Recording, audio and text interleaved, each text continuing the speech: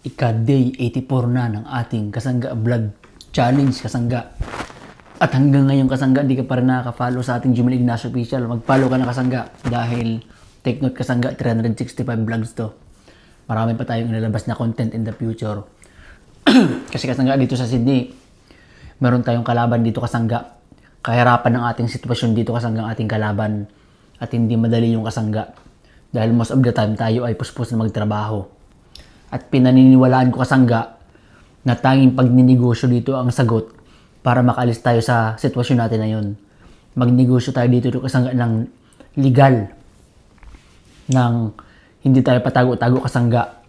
Yung alam natin, pwede natin itong mapalaki, Kasangga. Kaya kung naniniwala ka doon, Kasangga, samahan mo, Kasangga, at sama-sama nating solusyonan yan. Join me, Kasangga, mag-join ka sa KAUPE. Yun ay sa ating Blue Apps, sa ating grupo. Hanapin mo lang, Kasangga, sa ating Blue Apps, no? At doon natin pagtutulong-tulungan na masolusyonan yung ating sitwasyon na ating kalagayan ngayon sa buhay. At tanging pagninegosyo, Kasangga, ang ating puhunan, ang ating kakaya ng pwedeng gawin. Hindi madali, pero doable, Kasangga. Kaya join ka na, Kasangga, sa ating KAUPE at tayo magtutulong-tulungan doon. Yung, Kasangga, ngayon ay breakfast natin, no, bago matulog. Galing tayong panggabi, kaya pupungay-pungay na tayo. Antok na.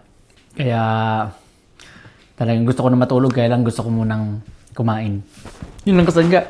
Kain muna tayo. Yung mga Kasangga, pasok na ako, Kasangga, ng work. Mag-save na, bibi po, Conel. Bye, mga Kasangga. Ay, naglalaro sa ako. Ay, wag yung bibi. Ano, ating sasakyan, may scratch. Palis na kami, mga Kasangga. Mag-play na doon, bibi po, dali na. Mag-play na doon. May mga kalaro siya doon, mga Kasangga. Bibi po, mag-bless na kay Poppy at alis na si Poppy. Sige na, bibi po. Mga Kasangga, pasok na tayo, Kasangga. Drive na nga tayo, mga Kasangga, papunta sa trabaho. Ang ating trabaho ay short distance lang. Mga 10 minutes galing sa bahay. Kaya medyo efficient lang tayo sa ating